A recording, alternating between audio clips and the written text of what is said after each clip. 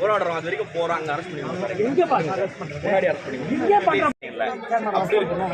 எல்லாரும் வர சொல்லுங்க. அவங்க பேசல ஒரு எங்களுக்கு